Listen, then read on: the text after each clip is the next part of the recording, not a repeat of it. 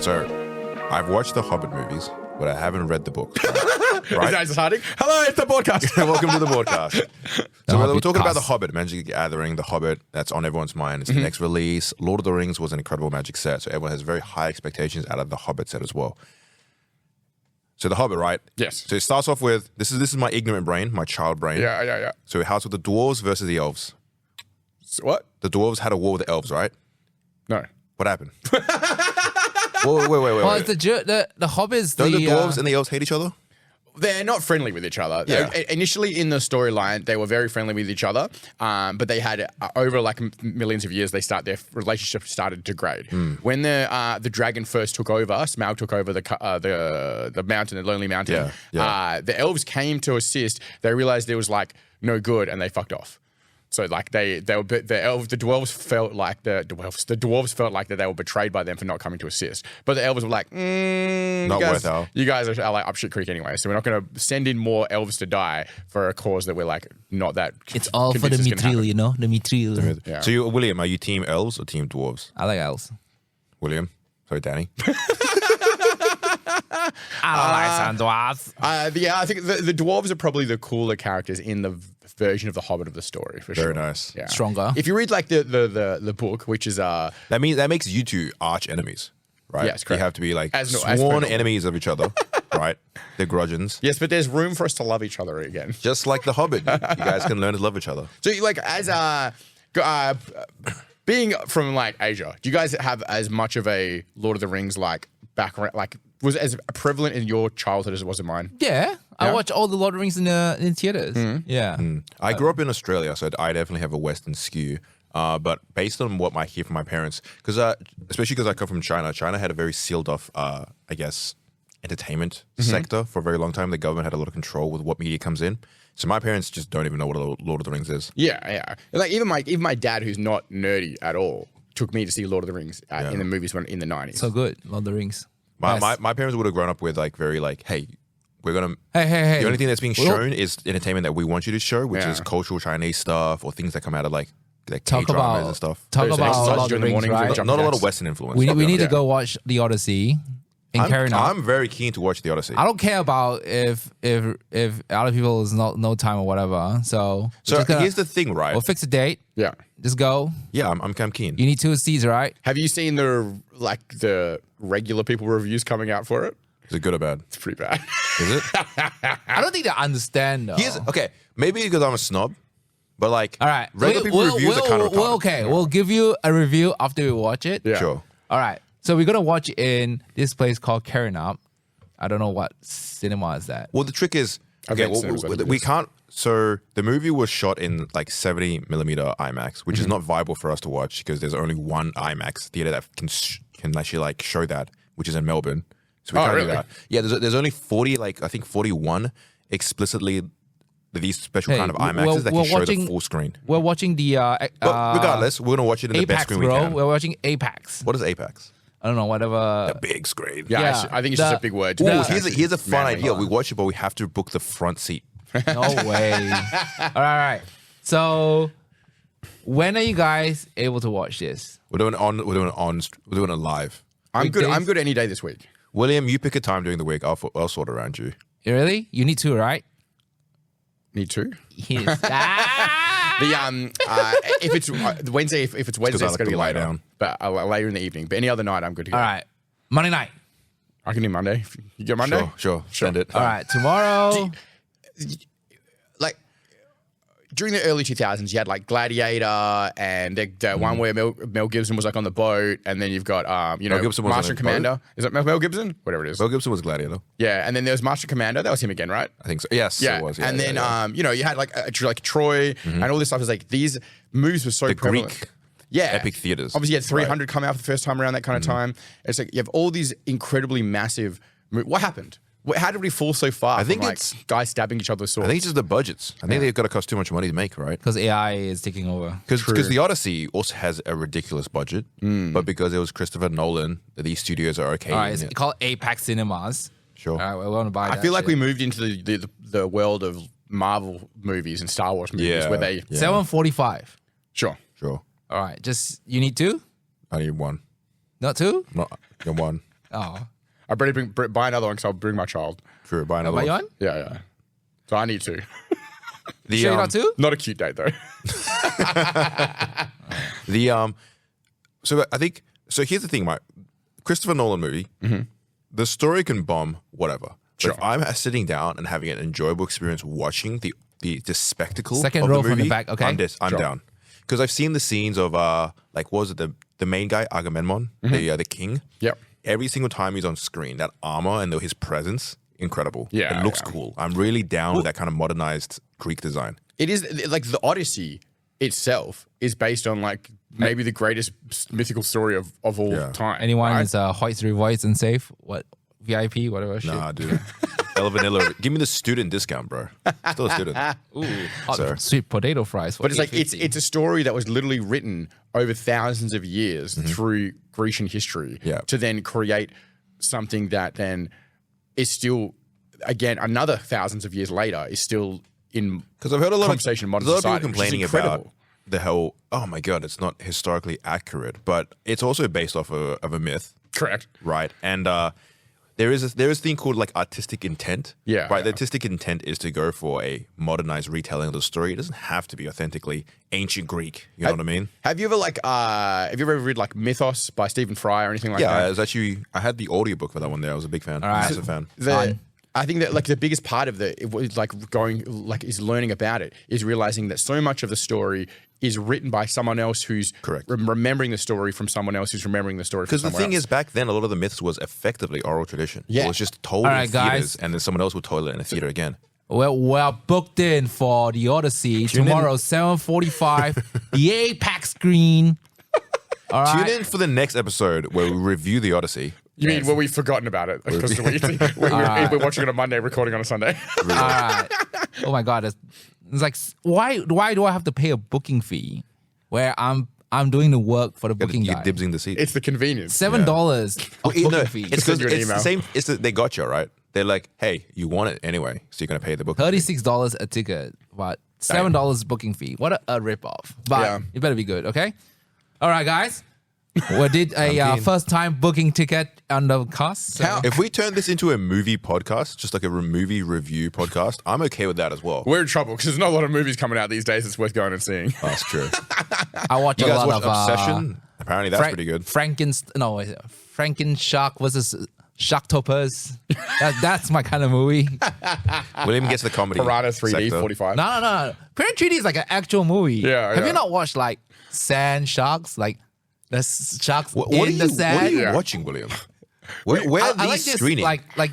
you can watch it like in Amazon Prime. Yeah, I we've see. watched quite a few in the store. But Direct to it's streaming movies. Like real, you have like A grade, B grade, C grade. This is like D grade. Yeah. Where the CGI is so incredibly poor. Like, It's so shit, amazing. but it's so nice. Yeah. I watched like all the Sharktopus.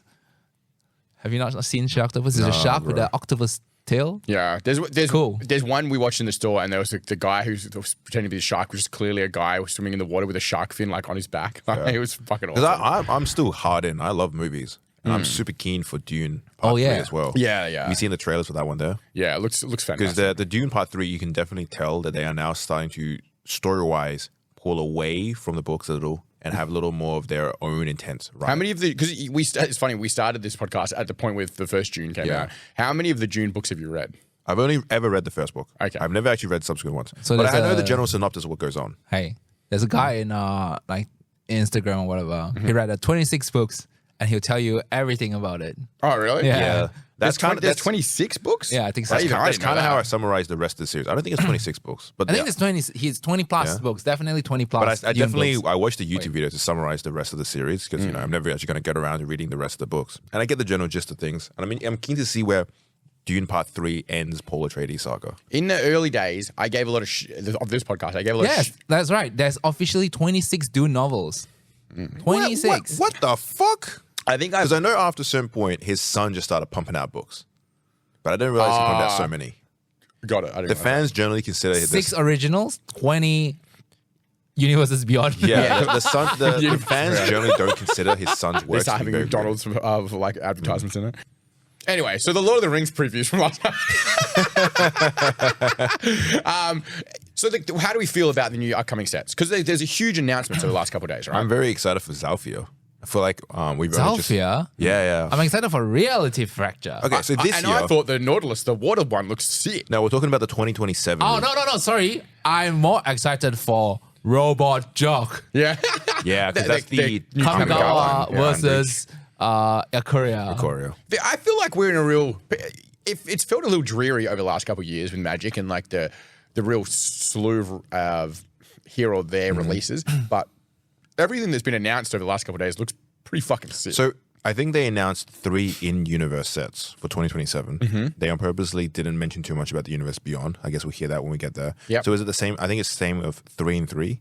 So 50% All right. universe. I have a prediction for Universes Beyond, Yeah. but I can't say it. Why did you bring it up there? But now we can say it off recording. What's the fucking point of that? All right. Interesting. I think there's going to be a Neon Genesis Evangelion collab in Kamigawa Titan Bridge. I don't know about that, but I know the big Universes Beyond next year is going to be big. Star Wars. Probably. Is that because of the leak with the holo stamp, the X-Wing holo stamp?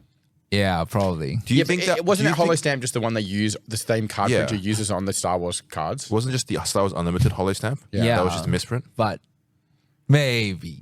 True. I guess that they've accidentally put in like Ninja Turtle cards into previous pre-boxes and like Here's my concept. I think 2027 will have another Warhammer collab. I think we'll have another Warhammer collab because GW want things to all line up with them releasing all the video games. Maybe the Total Amazon. Wars. Yeah. Amazon finally has their announcement for that Warhammer 40k TV show comes out, yeah. and then you have Magic the Gathering Warhammer 40k of some type and variety. Everything lines up nice and perfectly. Big old collab, and they must understand that a lot of card game shops are also linked with Warhammer shops. It's a natural crossover of the events. Yeah. So for us, if we have another Warhammer collab, it's only plus for us. I'm hoping to get Elder on dinosaurs because that'd be sick. I'm very keen. If I get a dinosaur that's Exodites. also a vehicle, that's sick. Dino Riders. Yeah. And they saved so much Wait. space Hold from on. when they last did it. You still have Star Trek this year. You still have Hobbit this year. Yeah, people were really up in arms about the Star Trek art prints, but other than that one that has Benedict Cumberbatch on it, it's like they're all What's his name again? Sheldridge. Cumbledingle. Cumberbatch. Just Smaug this. But other than that one, all the rest of them looked quite fine. Like I like the color wash matte print ones. They look really good. In my opinion, I'm not a Star Trek fan, but if I was a Star Trek fan, I imagine all this stuff would be ticking the right boxes. Yeah. It looks the part. They've dived a lot into the fun thematics, like the card that says set phaser to stun or kill. Very thematic. I think you see a lot of the Australian Magic like online guys, and it's not as everyone's like a bit downy on this thing. But if you look at the American streamers, they're all like super high on it. It's the same thing with Doctor Who. Yeah. Like if you put into Asia, I'm like, what on earth is this shit? Yeah, And then you yeah. go to UK, like everybody's like, oh my god, it's Doctor Who. Right, because Star Trek is a You gotta, like, US franchise. Yeah, because it depends on like they know it's gonna sell because everybody says it's gonna be a shit set, but it's selling so well. The same thing with Marvel set. Yeah. Everybody says like so shit. I also think, But it's selling so well. I felt like the Magic did a really smart thing. And what I thought would work a lot better for them, when they printed the My Little Pony Magic cards like a couple years ago, I thought they were setting the bar as low as it possibly can, so that anything that comes after that is fine. So it's like I don't know how people love My Little Pony, bro. Yeah, but like for regular society, When they first came out with the My Little Pony cards, there was same thing as a lot of Universe Beyonds. There was a very loud people who complain about it. Yeah, and yeah. the secret My Little Pony enjoyers all bought it because the prices of those original My Little Pony cards are very expensive now. Oh, really? Well, I think for me, it's like it's the hardcore loyalists who are like, oh, they're ruining my Magic or whatever. If they are still stuck around after the My Little Pony, like that's like a moment in time. If you're there after that, you can't complain about anything that comes after. Because the thing about the My Little Pony is that when we had the My Little Pony cards and all them boards, those like plastic acrylic ones, you get the people who buy it for the fun of it. Like William, he has kids, he has 2 daughters, and you get the dad who comes in with their little kid and buys a couple packs, and then there's the guy who walks up to the counter and buys 2 booster boxes, stares me dead in the eye, and goes, "Yeah, I'm a brony." You know what? You're like, sir, I didn't need you to say that. Do you know what's the funny part? Like if you hate Star Trek, the IP so much, you don't like the new Universe Beyond, but Sharded is now $30, and you'd be like, I gotta buy that Benedict Cumberbatch. It is very fun. I think it's a person-to-person thing because I wouldn't buy a card if I don't like the art. Correct, yeah. Yeah. Really? I will specifically buy the more expensive one if that art is something I like more. Well, $80 versus $40? Yeah. I think I think, I don't know, like If you need to buy 4 of it, hey. It's a big difference. I treat Magic in the same way. That's why I play singleton formats, baby. I treat Magic in the same way as I treat my Warhammer, where it is like the deck is an artistic expression of the thing that I want to produce. So they're swapping the arts out in the lands for something that I like specifically I think it's the most important part quite often over the functionality of your deck, which is the incorrect choice, but is what I would generally go for sure. Yeah. I feel that the Star Trek I went in with very low expectations for the Star Trek set, right? And here on the Boardcast as well, there's so many Magic content creators that do so much negative content, and they would like to ride the bandwagon of hate and such. But if that's so easy to find, would rather talk about the more positive and enjoyable sides of the hobby that we enjoy, right? So the Star Trek set, I went in with very low expectations, and I will say after the reveals, I've actually went out of this being more excited for than I thought I would be. Because there's a lot of really fun thematic things, and it really still feels like it is a set built for fans. But for people like me, I can enjoy the fact that there is so much, like they very much dedicated for the fans, and there's going to be some powerful reprints as well. There's a lot of controversy around the signed cards, but I think the signed cards are actually a very smart initiative. Yeah, well, you and I have been talking more and more about sports cards over the last year or so, and the signed cards being in the Magic the Gathering is actually might be the most exciting revelation outside of the Lord of the Rings crossover for me in a very long time. It's one of those things where there are Star Trek fans who they want to go out of their way to collect signed stuff from like Will Wheaton or whatever their favorite actor is, right? And they'll do the same for Magic the Gathering. And it feels such like a sports card memorabilia style of incentive. I'm keen to see where that goes. I wonder if down the line they use that idea and they start implementing cards that are already pre-signed by the artist. I want the artist proofs. That's like I would love to see like a Rebecca Gay or like I know there's a few of my artists that I really like that don't like do art for Magic anymore. But if I could collect some things, and to me it's such a homage to the actual artist going back. And as you and I rally against the AI like overlord of drudgery that's coming through thing now. It's like being able to give a bit of something that is very explicitly from an artist. Yes, right. Correct, you can tell that the artist has signed this. So then there's the whole controversy around, well, I like having my cards signed in person by the artist versus a card that's printed signature, right? But in my mind, they're two separate things that can coexist. It doesn't necessarily Are these matter. printed on signatures or are they signed? No, it's signed. Signed, right? Yeah. Oh, never mind. There you go. So the way that like sports cards does it, if you have a signed print on, then it won't have a number associated to it. Yeah. But if you have an actual signed card, it does have a number associated. Just like the same way when you get a poster or something signed, it has like an official like certificate on the back of it, right? So this is coming with that. They can't put a serial on it because somewhere, probably like Topps Chrome had like released Star Trek serial. Yeah. So once you have a trading card that has serial, another trading card can't have a serial. Yeah. So it'll have a certificate code attached to it, effectively, which is you'll probably buy. I don't know how they'll work it. It'll be like something where you look it up online, you put your number in, and that's how that. And it's another way for Magic the Gathering to create collectability for the upper market of card games that won't actually affect the general play market. The general play market doesn't get affected at all if signature cards exist. Correct. What it does is it increase the value of the product so that the collectors will have an incentive to go out and purchase the thing. For us as a retailer, that matters a lot for us because as much as we need to provide for the community and provide playability and space and stuff like that, we have a product that we also need to sell, and them providing these upper collectabilities of this product gives an extra incentive for people to actually buy collector booster boxes from us, which is super important. And also a collector who's just going in for signed cards might not care about the game whatsoever. Correct. So all those cards theoretically should end up back on the secondary market, which decreases the price overall of cards for players either way. There's a thing with players that, I don't know, the general negativity around Universe Beyond, there's a lot of players out there who will rally against the thing, and it's your choice on how you want to spend your money, and that's completely fine.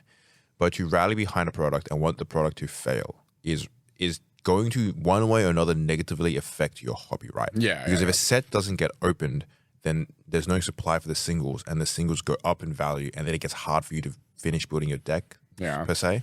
It's funny as well as like the announcement for the signs. All they did was make it really sad that it wasn't one set earlier, and I couldn't get like a signed Gandalf from Ian McKellen or something. You know what I mean? Like how sick would because so many of the Lord of the Rings cast is still around. Like there's only really Christopher Lee That's true. That's passed away. And you have so many of these people available that you could do really cool things with. Like I would Holiday Edition, The Hobbit. Kill, man. Yeah. Have you heard how much is a holiday edition Lord of the Rings booster box now? Yeah. I think it's like US 9,000. Yeah, it's insane. There was some sales listings 2 weeks ago for 20 grand Australian. There's a couple of guys. I think the 20 grand is there for you fishing. In Australia paying top dollar. Yeah. I've seen a lot of want to buy prices at 8,000 roughly. So Crazy. There was you showed me one the other day. It was like 9,000. It's more expensive than Final Fantasy. It's the most expensive one now. Yeah, it's crazy. Even the old ones, like the Doctor Who, is like 1,100 now. Yeah. Doctor Who boxes. Because the original Lord of the Rings boxes are now starting to go up as well. It's crazy. The amount of collectibles is now going out in price. The old ones are like the March of the Machines, it's like $1,000. It is just the nature of the card game market, right? Because the rising tide of everything is starting to float up. Lorcana boxes, like Fabled boxes, are $1,000. You know, things are just kind of rising up at the moment. That's why I hadn't. I'd gone through and I think it's not feasible for me to buy some of those older collector boosters now and then try to resell them in the store. Like it's just not. That market has shifted so much that it's just not. It's just crazy where now. It is. Yeah, and even when we talked about those original Strixhaven ones that I managed to find, if I just held onto those, they're worth double the money now. You know what I mean? Like, but it's the nature of the beast. You can't predict what's going to go where.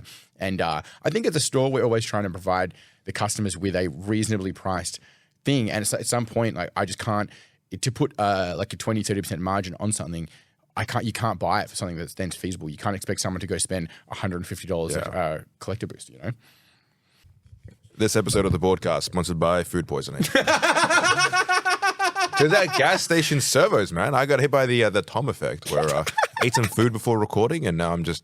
Is it recording now? It's recording, William. All right. You want to drop? So your what we're gonna do disclaimer? now is we're gonna go watch Odyssey right now. Yeah, we're gonna go Right now. watch Odyssey and then come back And then with a we'll come review. back and give you the review. Yeah. How about that? Sounds good. Mic drop. Did Christopher Nolan? Did he do it again? IMAX. All right, we're back. No more food poisoning. It's 10:35 at night, boys. All right. We just had some great popcorns in Hoyts and Yep. carrying Yeah. up. Thank you, hurrying up. So we Shout went to out watch you, we sponsor, went to go please. watch the Odyssey, the new Christopher Nolan movie.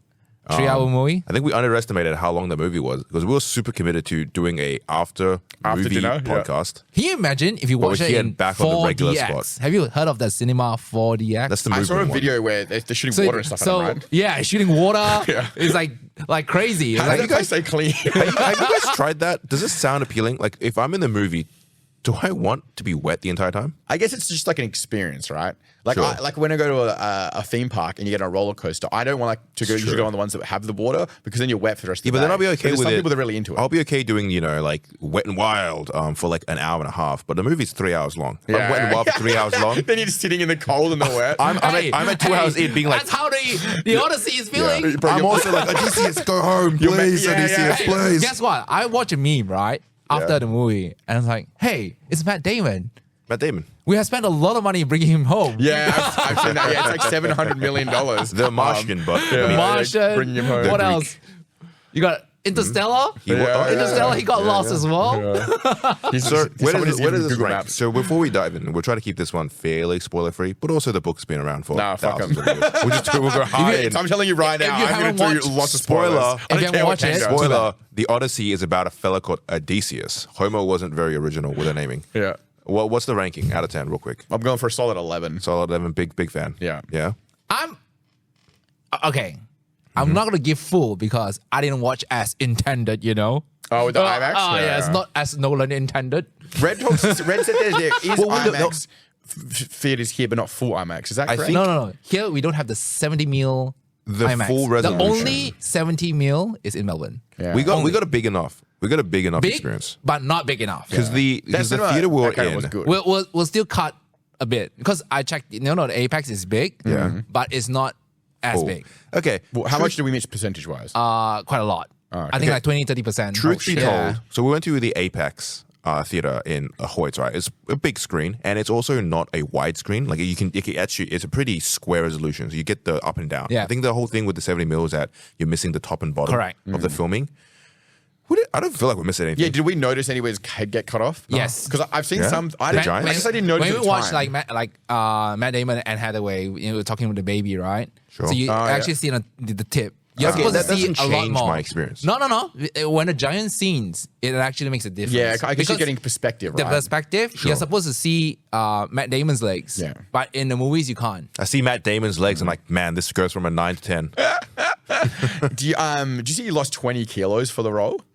Matt Damon, how old is Matt? How old He is Matt leaned Damon? hardcore down, yeah. Because he's considerably fit for how old he is, right? It's got to be like 58, right? Yeah. It's got to be going for. incredibly hard to Crazy. get in shape like at that Crazy. age. Good movie. He's 55 years old. Damn. 55 years old and staying in shape Damn, that is an bitch looks incredible feat. better than me at 55. good movie, definitely.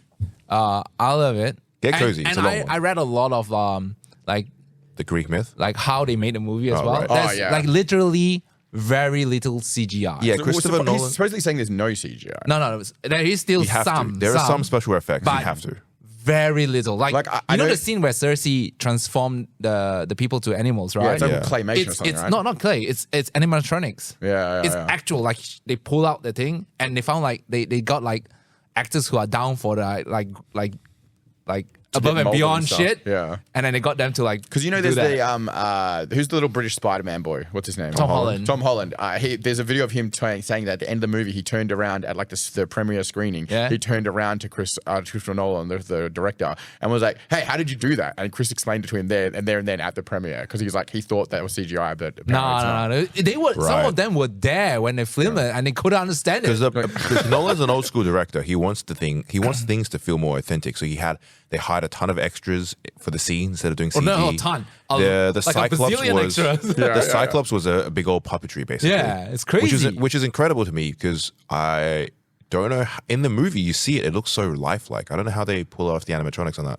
That was so impressive. It's just a puppeteer. The puppetry, yeah. Yeah. But I guess also a lot of it was shot in low light. You can get away with tricks and Yeah. some. You have to have some special not- effects. like- You can't have a movie without special I mean, effects. there is. It's just very minimal. Right. So that's why, like, a lot of the reaction and like the Supposedly, one of the boats they used was an authentic Yes. old Grecian boat. It is. and they had a big. No, that one's actually a Viking boat. A do you Viking know boat, that was it? six-headed Right. Hydra, the monster? Yeah. They would have to choose between the whirlpool and the monster, Correct, right? in the ravines. And that thing is real.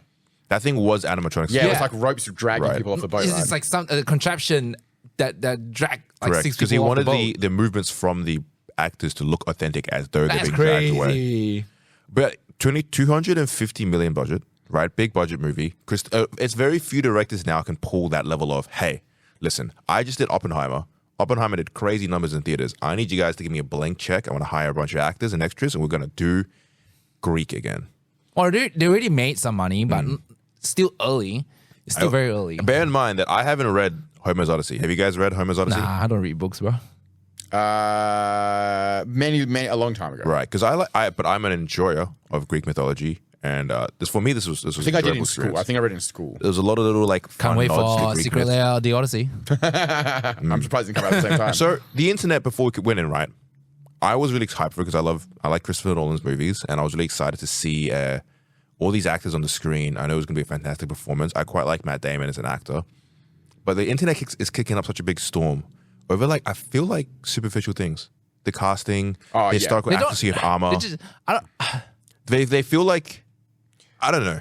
I feel like just watch the movie, bro. I think the world is in such an anti-woke reverse movement Yeah. right now that people are really mad about some of the directed It's casting the and stuff. outrage culture for outrage, right? Because so much of the internet now is if you're negative and you generate an outrage around it, you get clicks, you get monetary incentive to you go out and flame these things. And people are so easy to get inflamed over things on the internet now. That engine kind of feels around it. When you actually go watch the movie, everything is fine, guys. You don't care. The story of Homer's Odyssey is an ancient Greek myth, a tale that's been told over and over and reinterpreted over and over time. Yeah. The accuracy doesn't necessarily mean as much as what the messages of the story are trying to tell you. Mm-hmm. I don't care that Agamemnon's armor isn't ancient Greek. Agamemnon's armor looked sick. Yeah. I think I watched a video where a guy breaks down the requirements to win an Academy Award for the movies, and it has a bunch of like points that you have to hit, including like cast diversity and different like levels of it's like no different female than and male corporate culture now as well, where Yes. corporate culture, the HR culture, as well as the government come down on the companies to be like, you have to diversify your hiring practices. So if the guy's going to spend $250 million making a movie and like create what I genuinely believe is an incredible piece of art, it's a big deal if he pops in some like racially ambiguous like characters for like to be on screen for 2.5 minutes. Like I can't imagine walking away from that movie and that being the thing that you paid attention to. You know what I mean? Like I've seen people like so-called like hardcore Odyssey fans rage and then leave like the cinema after 10 minutes. supposed to be there. Yeah. Like the ships aren't exact to ancient Greek specifications.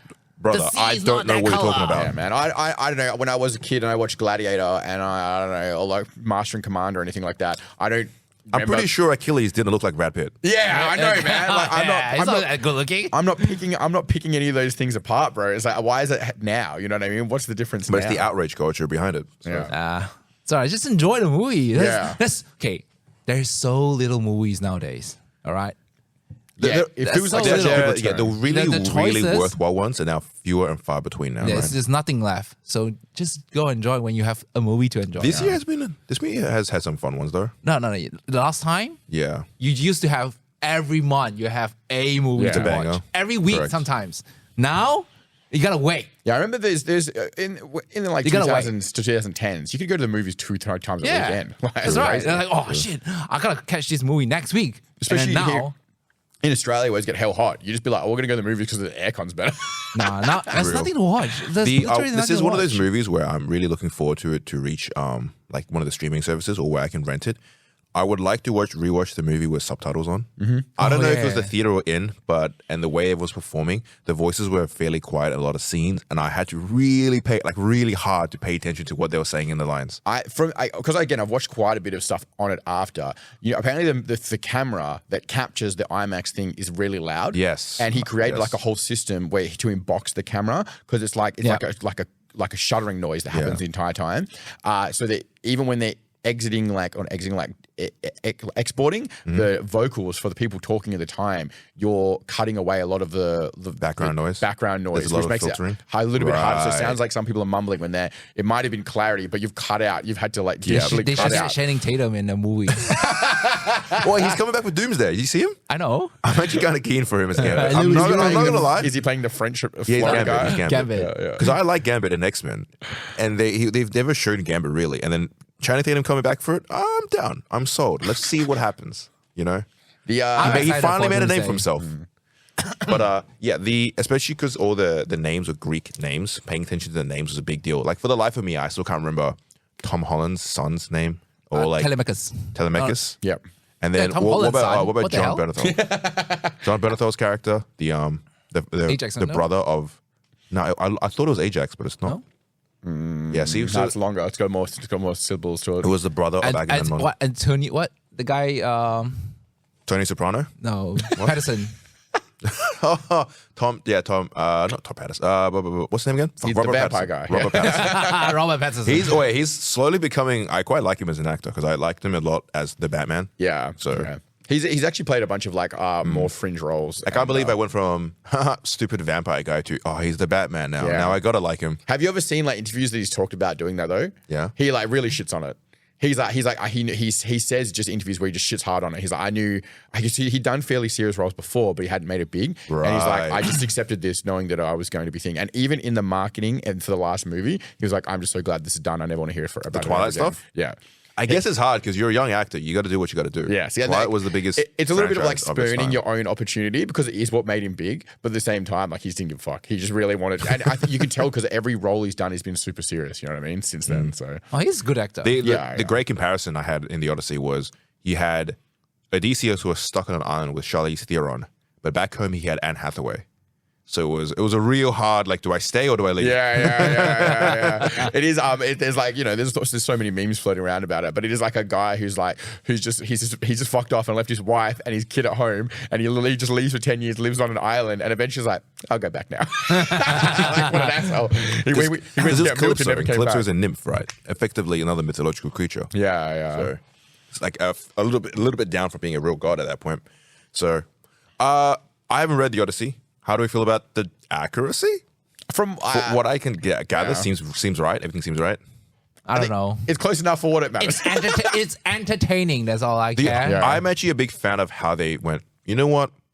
We can either go the route of everything feels authentic, or we can have our own modern stylistic choices around it. And because of the modern stylistic choices, I think the movie was more like engaging because it felt like it was some of the scenes where you can tell they did this because it was just cooler. Was there any scenes that specifically dragged you out of it? Honestly, the only times I got dragged out of was when there was just times where I just couldn't hear what they were saying. Interesting. Right?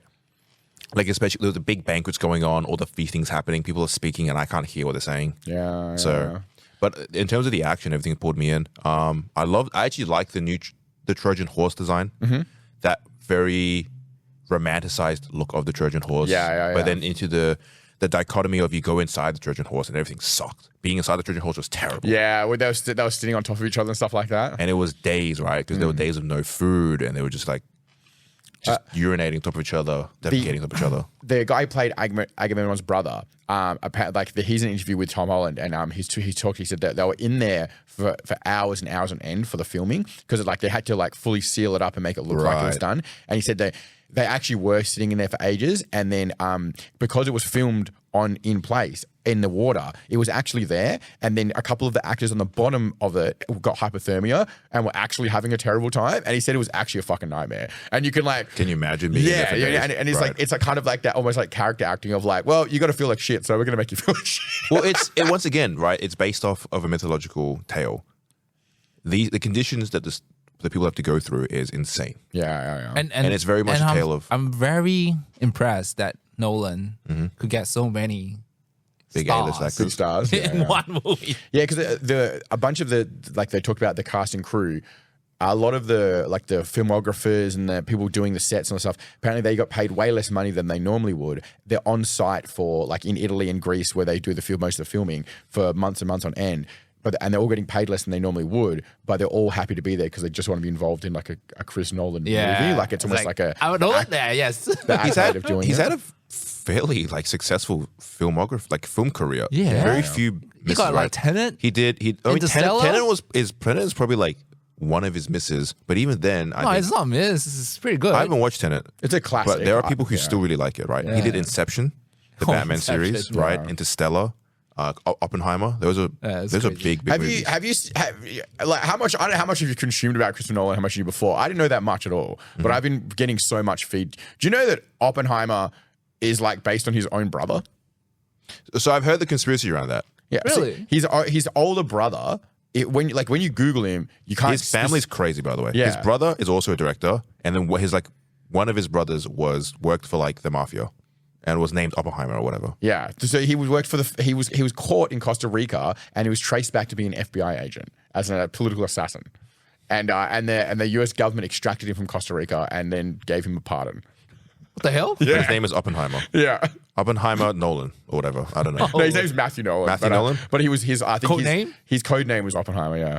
And then code name Oppenheimer is a sick code name. And then there's a what do you call it? One of those conspiracy theories around it. That the reason that Christopher Nolan made the Oppenheimer movie was so that when you Google Oppenheimer Nolan, it goes to that movie rather than. And you realize that Nolan always picked back the same actors and actresses. That's very common. A lot of directors do that though. That's very common in directors who they know they can trust these actors to perform at a certain level, so they will like to have them back. So it's how many I think Matt Damon's one of the top. Yeah, and Anne Hathaway as well. I didn't realize that. Yeah, I know Anne Hathaway's been in almost all of them. In Batman, in Interstellar, and then now. Well, I actually respect a lot of directors for doing this more because it means they're not just palming it off to a casting director. They have more of a hands-on. I want to pick my actors to perform these roles. Yeah. They know what they're getting. They know what they can ask these people to do. That kind of stuff. Correct. A lot of the British actors that he likes are really against character acting. Like you see talk about the Tom Holland and the other guy that played the vampire.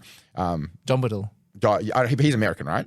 I think so. Yeah. Yeah, so they but a lot of the British ones he has in their school of like training, like when I guess in England it's quite common, is they talk about it's like our character acting is just obnoxious and it's like a real shit thing to do, like he's just treating people like shit for the sake of treating people like shit. But in a lot of the American actors he uses the method acting. Yeah, the method acting. Whereas like you stay in character the entire time. You live in that character. And whereas a lot of the American actors use likes that. So when they have on-screen tension, it's because the British actors really actually get fucking annoyed at the American actors for being like this. Because like I think there was an interview with Tom Holland and John Brittle where they were ordering like drinks or something. Oh yeah, he doesn't want to talk. He doesn't want to talk to the people, so he's not talking so Tom Holland is ordering all these meals and shit for him, and eventually gets one of them wrong, and then Tom Brittle loses his shit, and then like Tom Holland's just like, well, he's kind of an asshole.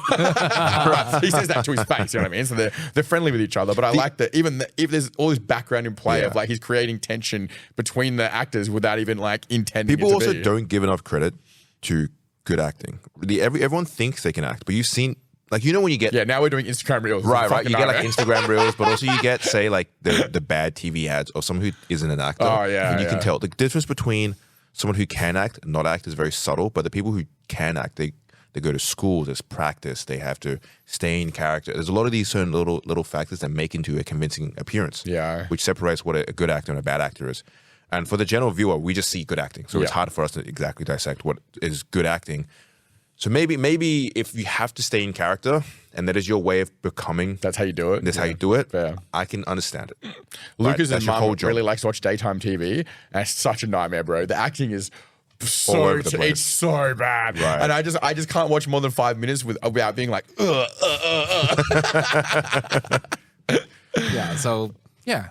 I just feel like if you want to watch a movie now, enjoy it. Because as long as it's entertaining, watch it. Well, the Odyssey, right, is a retelling of a story, right? And I really like the idea of looking at it as in like, this is just this person's retelling of it. So It doesn't matter how much is right or not as long as it's entertaining, as long as you don't have like robots in there, right? I like the modern redesign of a lot of the things. I think it looked cool and stuff. If Agamemnon's armor for one looked great. If they don't have like lasers, aliens, and robots, it's fine, right? People were talking about how those giants with the silver armor, they kind of looked a little bit like aliens.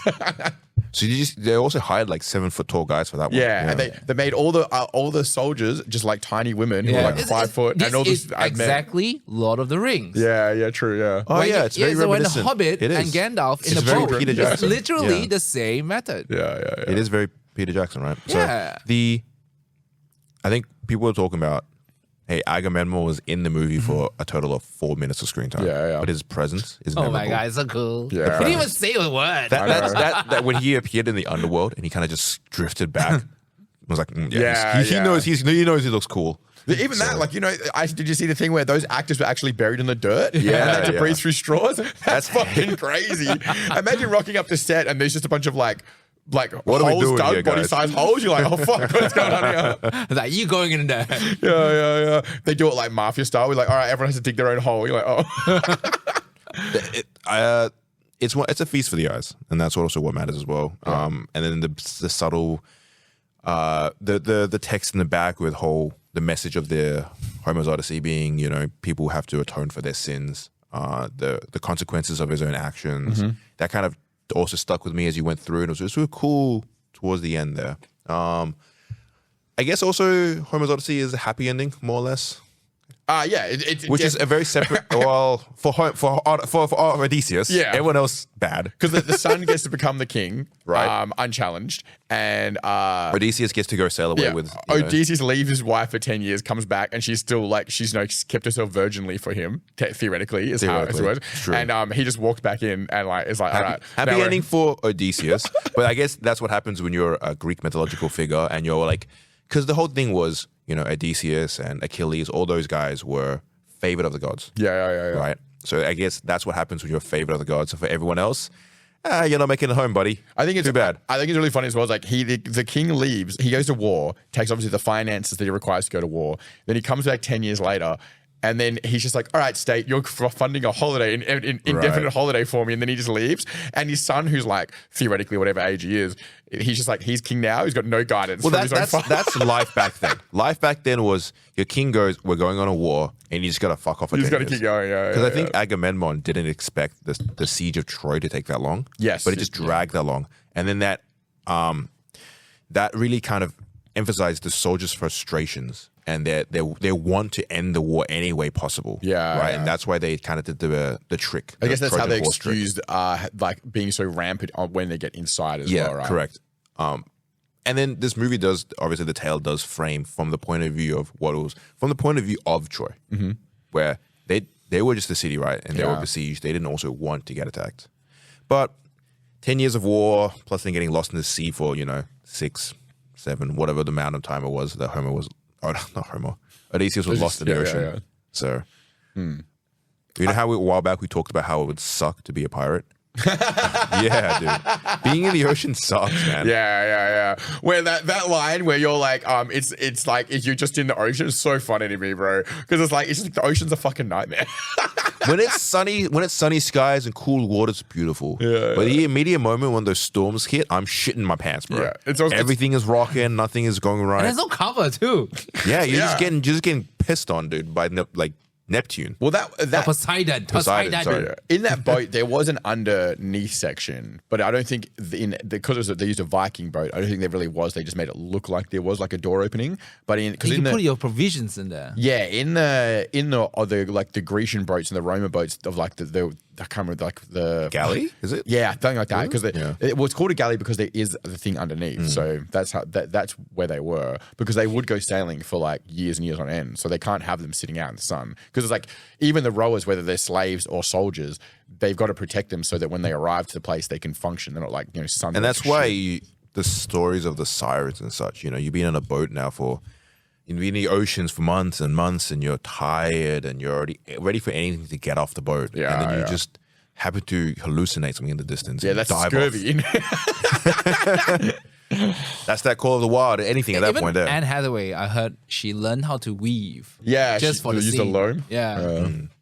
That's crazy. It's pretty cool. It's also for like she's supposed to spend months learning how to use a real loom, and then is it loom or loam? So I don't know. But it's like she spends months learning it, and then like I don't know if you paid any attention during it, but I think I remember seeing her like click it a couple times or something. It was like it was a little bit phoned in. But all it was weaving and unweaving. Yes. Kind of stalled your progress for 10 years. Yeah. Stalling. So, she's slow playing. Yeah. Time extension. It was rough. Back then, your husband just has to go. Just has to go and leave. He could never come back. And also, you wouldn't get... There was no contact at all. You just had to hope that they'll come back. There was no messages, nothing. Yeah, like I guess did no one from the war come back at all? I guess at that point, or just like I think just people his came back main from the crew? war. They just say that. Yeah, I saw him. Because Agamemnon came back. Yeah, Right? With the garlands, the celebrations, and then he was killed, at home. got jibbed by his own wife. I had a thing with Red, where Red's like, they had 5 kids. What's the big deal if he sacrifices one of them? That's a person with no kids opinion. Because Which one of your daughters would you sacrifice to the None. Because here's the thing, right? So he sacrificed his younger daughter to appease the gods for good wins. Those wins better be banging. Those better be some great wins. Red was saying that in the original Odyssey, Agamemnon goes to the wife and says, "Will you sacrifice yourself?" And she says no. So he's like, "Well, then we'll have to sacrifice a daughter." And she still chose the daughter to go over herself. So Okay, then I kind of get a little bit more. But also, realistically, she wasn't given a choice to say no to any of the yeah, there's no circumstances. it's just which. Which was either yourself or the youngest child. Yeah, but you can't get mad at your husband for then throwing your daughter off the thing. But also, it's illogical, right? Because if he's the king and he's going off on a war, he can't sacrifice himself. someone needs to be on the throne, right? Someone needs to be watching over it, I guess. Well, I guess you just have Because then if guy. the wife is gone, the queen is gone, who else is taking... What's the word I'm looking for when someone is the temporary... Steward. You know what the king Steward temporary? of Gondor. Yeah, I guess a steward is correct, right? That's the whole purpose of that. He's just like a placeholder. Is that, can you trust that? Can Steward you of trust that to be the Gondor. situation? I get they'd probably just pick the guy's next cousin or some shit. You know what I mean? Like, or his brother. See, we know all the right terms if you watch Lord of King the Rings. Regent, that's what I'm looking for. Who's going to be the regent in the while where the king is gone? I guess it's someone that the king would probably already trust with things anyway, right? So him then stepping up for, I guess, the 10 years that he's supposed to be gone by is not that big a deal. True. So, was she justified or not? Listen, I think guess it's at pretty the time, it's pretty easy to hold a resentment. You know. I think it's as a non-religious guy and obviously not understanding, like I have Wait, understanding hold of on. modern religions. Did they know they're gonna do the Trojan horse, or that's something? Nah, that was after the Odysseus? frustrations of the war. Odysseus, being the smart one, came up with that idea, that trick. Oh, okay. And that's why they were punished by the gods, because they won the war through trickery, Correct. rather than through honest means. Well, the whole basis of the story is that Hey, where's Achilles? Don't you remember Troy? He dies. He dies in Troy. But no. Like, during the war, he's not there. because the story is not like poignant at him. In Troy, the movie with Brad Pitt, the whole thing is the lead up to the thing, and then it ends in when they enter. Yeah. Whereas at this movie, it basically starts with that, and then it's everything after. Because remember, right? Achilles gets shot in the heel by an arrow, and that's how he dies. Yeah. So he's not alive during this whole circumstance afterwards. Right. Yeah. No, I just want to see where during the conquering the. You know how like Brad Pitt has that cameo in Deadpool? Be sick if he did that. They just like a tiny cameo at the start. You get a body with an arrow in the foot. Yeah. Like stuck in a tree or something. Like because he's like you don't even have to have him at the start of the movie. He just appears like somewhere on screen in the background getting shot in the leg. Yeah. The consistent theme throughout the movie is Zeus's law. Yes. The whole idea of Zeus's law is, I believe, from what I remember from Greek myth, or whatever it is, where it's you're supposed to be inviting like hospitality of strangers, because at any moment now it could be a god in disguise. Yeah. But it's one of those things where the god in disguise really is just more of a case of, hey, be good to your neighbor, invite people in, and be kind to people you don't know. Yeah. In all of those those ancient religions, they all had some sort of like treat the like wanderer in a nicer way, I guess, because you never know. And it's like the whole point as well is like people, they need to be able to send like That's how messages Diablo to each came other, about. all that kind of stuff. Pardon? Yeah. That's how Diablo came about. Diablo? The Wanderer. Yeah. Came in and like, howdy stranger. Nah, A lot of the poignant, like the evils, was people who don't respect Zeus's tradition, right? The men of the sea were other nations, other cultures who have no clue of what Greek religion or Zeus's law is, and they'll come in and conquer and take over. Yeah. So that was the idea of the men in the sea who don't respect Zeus's law. They were just other cultures who don't know what Zeus even is. Coming in to steal all this shit. So because Odysseus kind of betrayed that Zeus's law, that the gods were angered at him. Yeah, like they're effectively doing the thing they were telling everyone not to do. I believe Zendaya played Athena. What is Yes, the priestess correct. of Athena? Yes. Sure. Yeah. Is that because like she's the guy that she's effectively the one that he saw die, and then her body becomes the representation of the god, right? I believe. Yeah. Because I think he keeps seeing her as, I think she's a priestess of Athena, but in Matt Damon's visions, she is, her figure is used as a vessel Representation, for yeah. Athena's actual voice. Yeah. Because Athena being the goddess of wisdom, right? Important figure in a lot of Greek myth. I think a lot of the gods are very, very deeply flawed, and Athena is seen as one of the more holier than thou ones. But I think our myth is skewed because of all the ancient texts that survived were from the largest city, this Athens, right? And Athens was a city that worshipped Athena. Yeah. So that way we see Athena as a holier than thou goddess, while a lot of the other gods were more flawed.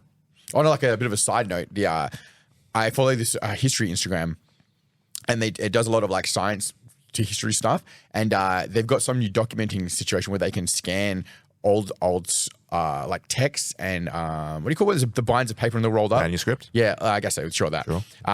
They can scan it without opening Scrolls. it. Yeah, scrolls. Sorry. So they can scan the scrolls and use the carbon dating to determine what's written on the inside of them. And then now, like as of the last few months, Because it's safer than unscrolling it. yeah, because most of it's damaged, or it's like it just basically crumbles into powder. But they're being able to go back and do like things from Egypt and like Greece and Italy from thousands of years ago and start to decipher what it is. Obviously, they're finding a lot of languages they don't necessarily understand, but for the first time, they can see what they think is written on the inside of them. It's stuff that is so fascinating to me.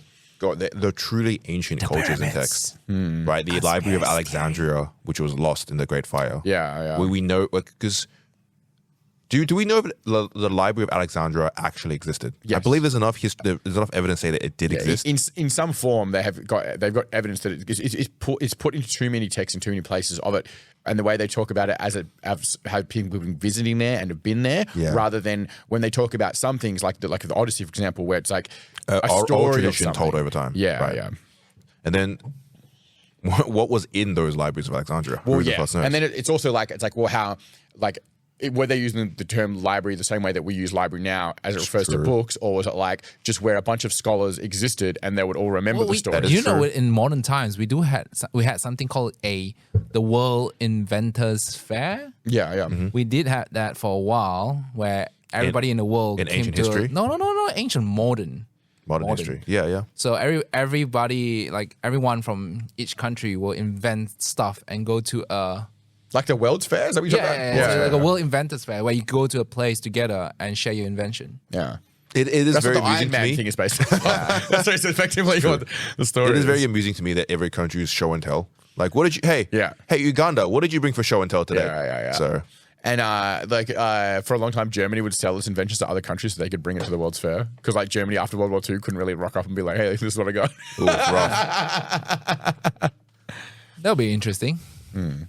The World's Fair was quite big, and it went right up into the 80s, I think. Yeah. And people, they spent crazy amounts of money. They'd also, for the big ones, depending on where they were, they do the thing like where they do for the Olympics, where they build this huge like space for them, like a village, and they would do the whole thing at it. Yeah. And then after it was gone, the village would just be left there, and no one would use it for I anything. can't remember what there's, year, like, but I went to skeletons of them. I went to the World's Fair in I think it was Shanghai or Beijing a long time ago, and entire like districts of the city were set up for the World's Fair. You have giant buildings where like the countries could book space inside of it and just have their World Fair on. It was incredible. It was honestly insane, incredible work. Shit. But it was during that time when like China was booming in culture, like booming in economy, and really wanted to kind of show the world that hey, we can do these things. Talking like that post 2008, 2000, like the early 2010s era. Yeah. Of such. I've been hard in on movies again, boys. I really want cinema to do well. I'm actually looking forward to Doomsday. I think there's a lot of negativity around Avengers Doomsday, but I think it's time. It's time for Marvel to make a comeback. Let's do it. Yeah. Right? Was there a Doomsday trailer on then in the one we watched? There wasn't, but they dropped a Doomsday trailer around the time that we watched the movie. Okay, I thought I missed it because we were talking about it. I was like, oh, maybe I just wasn't paying attention. They're really power leveling up Doom to being the big villain. Yeah, right? Because yeah. he's deflecting Thor's attack with 2 fingers and such. It's called power creep, bro. It is power creep, but you need to be, right? Every superhero needs kind of a little bit of power creep. The next big villain needs to be stronger and more scary. Full power creep right there. And then what happens? His weakness is this one part of his armor where you can poke a small stick to it. It happens. It happens. So, because after Thanos was the big baddie. He had the Infinity Gauntlet. He could alter reality to his own will. How do you beat that in terms of villain? Yeah, it's Right. true. Yeah, he So also that's had why- an immense army, like multiple worlds amounts Correct. of population. And then the next big villain they were setting up was Kang the Conqueror, who was a Time Lord. That's more of like an individual guy affecting things rather than having a huge army of people, right? Correct. But it's still, in terms of the power of what he can do, consequential, right? You guys are more comic book guys than I. Was that like was he a cool villain? He had a whole run. Oh, yeah, he did. He had his whole run as like he's the big villain. But then they're setting up Doom as the big villain. And Doom's whole shtick is that he has the cosmic power, the cosmic force. He has cosmic, yes. Yeah. So Cosmic is like Captain Marvel. Okay. yeah. So you can like one-on-one with a stone. Dr. Doom's whole deal much. is that he's really smart, he's very rich, and he has a ton of power. Batman. He's Batman. He's Batman with powers. He's Batman with superpowers. Batman with a cool of mask. So I'm real keen on movies again. The cinema experience. There's been a good run of some like fun, smaller budget movies as well. Have you guys watched Obsession? I haven't. I was gonna buy it the other night on Amazon. It was like $30. It's a good movie because it's like not super long, to the point, fun, enjoyable experience. Everyone did a great job performing it. I'll watch it when it's free. The atmosphere is very Strangest Thing-esque. I already paid for the service. I'm not gonna pay again. It'll pop up on Netflix at some point. I really like the Obsession like arc where the guys come from online skits on Facebook to then like doing their Correct. like a horror movie and love it being so well received. It's so new age. It's such a new age. Like back in the day, if you were to be a drama director, you would have to go from film school into the traditional like college or whatever, and then into establishing yourself in Hollywood. But now in this new age, we're finding in the new millennia of people who go from creating digital content, like Instagram, YouTube, skits, whatever, and now they're graduating into the film. So I think it's really cool to see a new wave It's of like young graduating through directors. experience, Yeah. not study. A new age of young directors. Because Yeah. the story behind Obsession and the director who did it, he wrote everything himself. He basically wrote everything himself, and then he had to go and pitch it to so many different studios, and he finally got the funding for it. And it was a small budget movie. I think he only had $750K, so under $1 million budget to produce the whole movie, and now it's blown up. It's very, very big now, and it's no different from, say, The Backrooms. That movie came out as well, and the guy who directs The Backrooms is who used to have a YouTube channel where he was the guy who really kind of pioneered the story and the lore of the Backrooms. He was the backroom guy. He kind of invented the Backrooms and then went to go make an actual movie about it. Yeah. Did you watch that one? I haven't watched it. I've heard good things about it, but also mixed things. Yeah, I've heard mixed things mostly from that one. Yeah. So the people, my friends who are really into internet culture and really like the backroom culture, really enjoy the movie. But I think for casual film goers, I've heard mixed things. Yeah, like Lucas and a bunch of his friends went, and they were like, he was like, I don't know What's going on? Kind of bored of it. Do you reckon Lucas is more of an action guy if he was going to watch a movie? Yes. attention span is hard, When right? he left the Odyssey, his first comment was like, I was waiting for a massive battle and didn't come. I think he was there less for the poetry and more for the slash. It happens. But It happens. yeah. Like he really likes Lord of the Rings, but because he's like on his phone when there's not a battle happening. Yeah. And then there's talking about YouTube as well, where we have Markiplier funding Iron Lung, which was like a passion project movie his own as well. So more and more, What is that? What is that? Iron Lung is like a small indie video game based around a horror concept of you're trapped in a submarine. And then he really likes that world and lore, so he helped fund a movie around it. Yeah. Supposedly decent movie, but I haven't watched it myself. I like that the budget constraint makes it a lot easier when you can only be stuck inside of a singular submarine, Yeah, which you can exactly. probably find on land for not a lot of money. Shot at Fremantle docks. True. If we can have more small budget movie, like art housey movies come out, that's also fine by me. What's the lowest budget movie theoretically that should have been able to shot that you've seen? I feel it's not about the budget. I always want to see a good storyline. Who's that fella that bought Wrexham and he's married to the blonde lady from Gossip Girl? Whoa, I don't know any of these Ryan people, Reynolds. dude. Ryan Reynolds. Ryan right? He was in that movie who was buried.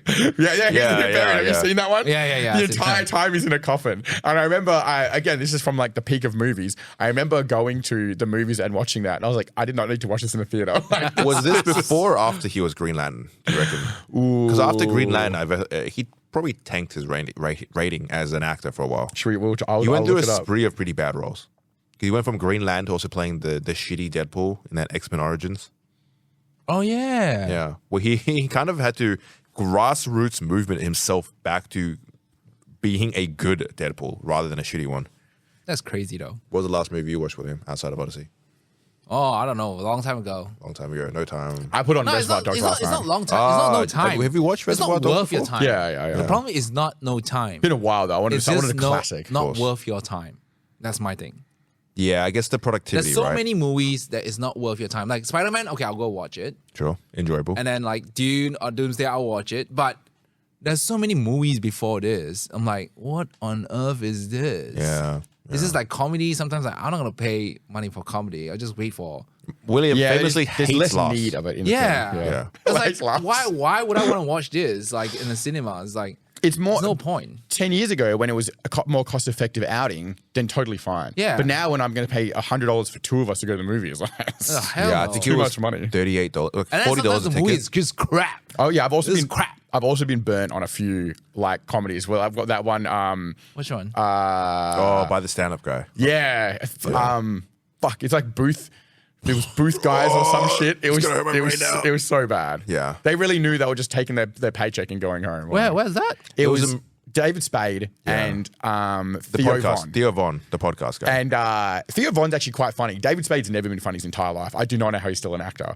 But they did like Booth Boys or Workshop Boys or some shit. And it was like, they just went on this like I would say like Pineapple Express or something, kind of adventure like that, but not funny at all. Yeah. Like no, there was no funny bits in the entire thing. Those are movies that is direct to streaming. What the Like, heck? why would you watch the cinema experience Yeah. for that, right? Yeah, it was that to me that was daytime TV bullshit rather. Who's Tier 1? Let me check. Theo Von is a stand-up comedian. Does podcast now as well. Oh, this guy. Yeah. All right, he did Green Lantern in 2011, and he did Buried in 2010. So it was pre-Green Lantern. Fuck. Maybe because In 2009, he did something called Paper I thought that Man. movie was well received, but then he tanked him. Or Green Lantern? Buried because then he tanked He did himself for Green Lantern. a very good Netflix original. Yeah. Where he's a millionaire doing mercenary. He's like he kills people. Like Do you guys watch a lot of the Netflix Red Notice originals? or Yeah. Do you guys watch a lot of the Netflix originals, like the movies that are straight to Netflix? To be honest, okay, Netflix originals sometimes I feel like it's better than blockbuster movies. Yeah. Yeah. A lot of times, like you watch it, like damn, it's not bad. Do you reckon they play it safe and it's just entertaining for entertainment's sake? I think with a lot of the big blockbuster movies, you had to green light it. They have to impress a lot of people and get a lot of people on board, which means there's a lot of the director has to quite often, not always, but quite often has to give up parts that he wants to keep the studios and the people paying for it happy. Whereas the Netflix originals are more direct. It's like a director and it's already been greenlit. It's probably one guy. The budget's smaller. There's not as many people that have to keep happy. So then it's like it's either a hit or it's not a hit. Yeah. Do you reckon Netflix has deep pockets as well? Yeah, supposedly it did, but they've been pulling back because they posted a loss for the first time the last couple of years. Oh shit, dude! All the competition in the market. Yeah. Well, I also think it's one of these things like where coffee's in Australia, where we spend $6 for coffee and everyone's mad about that, but really the cost of making one's $10. Netflix is doing everything. I think that's Netflix at the moment, right? Because Netflix is doing like you can get video games now. Yes, through you can the play Netflix through your subscription. phone. but I think they shut that down. No, it's still there. Yeah, I know they scrapped any future things for it because they announced that as part of this whole thing where that made no money. Yeah, they were shaking it up. They wanted to try some stuff, right? It didn't work. Yeah. I think they were just trying to get themselves things almost Apple where they're putting themselves in every pie. Right. But you've got to have a roadmap to it working at some point. So. But Reservoir Dogs, Yeah. that was probably top 3 Tarantino movies for me, if not my favorite. Classic. It's one of those movies where It's also very viewable. It's very short. Yeah, You don't have to the point. For me, Reservoir Dogs is a masterclass on pacing. Yeah. Where it's punchy every time an actor's on screen, they're memorable. Yeah, the actors themselves, a lot of them had their kind of standout role, their breakout role in Reservoir Dogs, and they put on performance of a lifetime, right? Yeah. Steve Buscemi is an actor that's hard to take as a serious actor because of the way he kind of presents himself. But in the movie, every time he's on screen, you can tell that character and it really kind of demands the presence. And everyone else is fantastic. I love mafia flicks, so that's up my alley. Yeah. So I think I can't because we did Mystery Booster draft at the shop last night, and then I got home and it was like 10:30, 11 o'clock ish, and I you didn't have time for like an hour-and-a-half movie. Yeah, I haven't had a lot of personal time at the moment, so I was like, I want to give myself a Saturday night, so. I want to put a movie on, but I was like, every other movie that I normally watch is now 3 hours long. And I was like, I can't do that. I did fall asleep by probably 20. Do you guys do this thing where you can either watch a new movie where you can take the gamble on if it's good or bad, or you end up just rewatching a movie you know you're going to like anyway? I always default to watching The Office. Like a fucking idiot. You just want something that you know is going to be familiar and enjoyable. Yeah, 100%. Like every single time I rewatch The Simpsons, you just I what tried to a expect. couple series. I like The Beauty a lot. The Beauty? Yeah. What is that? What's that? It's where Ashton Kutcher. Oh, it's the one William talked about with the plastic surgery. It's not plastic surgery. It's a virus that reconstructs your genetics. It makes you pretty. Remember this conversation? I vaguely, yeah. Yeah, it's so good. What are you watching it on? Is it Disney Plus? I think. Oh, okay. All right. Yeah. I'll check it out. Yeah, it's pretty good. I watched the whole thing. So I like the Blade Runner universe, and they're doing a Blade Runner TV show through Amazon. I love my dystopian cyberpunky sci-fi, but I want to hold my breath until I see more because Amazon have a real hit and miss record with producing TV shows. Yeah. So but that one's pretty good. That experience gave me I want to chase the next episode. It's it's a series, right? So if I watch the first one, I was like, oh damn, I want to watch the second one. That's what I felt. Well, there's some it's definitely series over the while. The Lord of the Rings ones have been a bit like that, where I want to watch the next one, but I kind of also don't want to. You know what I mean? You're forcing yourself to get through it. If I'm forwarding it to go to the exciting part, that's when There was a TV series that I watched on a whim. Fubar. It's the one with Arnold Schwarzenegger. Oh, that's not too bad on Netflix. But it's the epitome for me. It's the epitome of I watched the one season. That was enjoyable, and then second season came out. I didn't ask for this. No. I think some should stay at one season. Yeah. That football should end at one season. It was enjoyable enough, but not memorable enough to me to go, man, I really want a second season. Have you seen the one where who's the main character for Fallout? The guy who plays the red fella. Oh fuck! Yeah. Yep. Yeah, He plays the ghoul. Yeah, he plays the ghoul. Yeah. He's in a 2-season. Walter Goggins. There we go. He's in a 2-season show where they're about being school teachers. It's very, very funny. And it's perfectly, it was written to have 2 seasons and only 2 seasons, and they finish it and they don't try to do more. It's very Sometimes good. if you end it a sweet spot, people just remember it. Yeah, if you end it in like a 3rd season and it just makes no sense, and then like people just remember that as well. It's basically like a 2-act play effectively, and they didn't try to extend because it was quite successful at the time, I guess, in America. And it's like they just didn't. There wasn't like someone who's like, oh, we have to do more and make a 3rd season that's just like out of nothing. You know what I mean? So it's actually really good. I had a little bit of that when Odysseus got back to his island, and he went, "Nah, I can't go back yet. I gotta be a beggar for a little bit." I'm like, "Fuck, yeah, I know. Come on, just man. Like, bro, just get to it, man. Just go home, please, bro." But no, it makes sense. When he's in the room and they're like not recognize him yet, and you're like, he's just sitting right there. He's so close. I get what he needed to do. He needed to do what he needed to do, and he was smart about it. But man, as a viewer, I was like, "Fuck!" Like the only one smart enough to recognize that he was who was the dog. You're like, that doesn't make sense. I'm glad they retconned the dog that, and the woman who washed. The foot guy. Yeah, I'm glad they retconned that. Yeah, but she was sitting right in front of him. It took till she saw the scar. But not because, his face, bro. because she was the one that sewed up his foot when he was correct. wounded. So, but all I'm saying is like even if we don't talk for the next 10 years, William, I feel like if I'm washing your feet, I'm gonna look up at you and be like, oh, this guy. If William left for 10 years, 20 years, grew a really scruffy beard, went through a bunch of wars. Yeah, but you got that primo Asian genetics where he would just look the same, brother. It's Willie with a beard. Just swap it around. Do me. I'll come back in 10 years. I'll look like I'm 75. So who are you? All right, so we're basically at our mark now. Any final send-offs? Let us know actually in the comment section how you felt about the movies as well, and where would you rank Christopher Nolan's movie? Because my favorite Christopher Nolan movie is still the Batman series. Yeah. That Batman trilogy is so up my alley, bro. Because I've been watching so much Christopher Nolan stuff, I've started getting a lot of because I've actually never seen those Batman movies. Really? Yeah. And the Batman. Okay, I wouldn't say it's the top, but it's what's gonna happen in Batman movies. It's good. It's really good. Yeah. But I like movies that breaks your mind. Like Inception. Like, right? oh my God. Interstellar. And then like Interstellar, like, no. There's 3 of those Batman movies, The right? Batman trilogy, and they're all directly linked one after another. Yeah. That trilogy of movie, for me at least, especially as a diehard Batman fan, is a really accurate depiction of what Batman is as an actual person and who Bruce Wayne and Batman's dynamic is. And for me, those Batman movies were so important because it came out during the time. It came out before all that Marvel boom, right? It came out before all that, and it really helped establish that superhero movies can be taken seriously as real movies. Because I think Batman Begins came out, the first one, the Batman one, it came out in like 2008. That's or when like 2009. Like it came out so early. Back when the best we had in for superhero movies was like The Incredible Hulk, and that was still funny superhero comic book movie. Yeah. This was Christopher Nolan going, I can take this Batman character and make a serious movie about it. So big fan of that trilogy. Because it was the Heath Ledger one, the first one. The second one. The second one. Yeah, that's the Dark Knight. That's crazy. Yeah. Incredible That series. was so good. I saw an interview. Another movie with Anne Hathaway in it. Yeah, that's what I'm saying. The third That's one. Catwoman, yeah. She was Catwoman. Yeah. Yeah. Maybe I'll go back and watch it. Worth watching, bro. Trust me. I saw an interview where it was the Heath Ledger. Is he in that one movie? He's only in the second one. He plays the Joker. Correct? Yeah, because there's there's a section where he jumps down off a pile of cash. Yeah. and he rolls through the cash, and then he picks up a wad of it and throws it back at the actor sitting on top of the stunt. Yeah. And the actor who was sitting on top, who had the cash thrown at him, it was an interview with him, and he was saying they did that all in one take.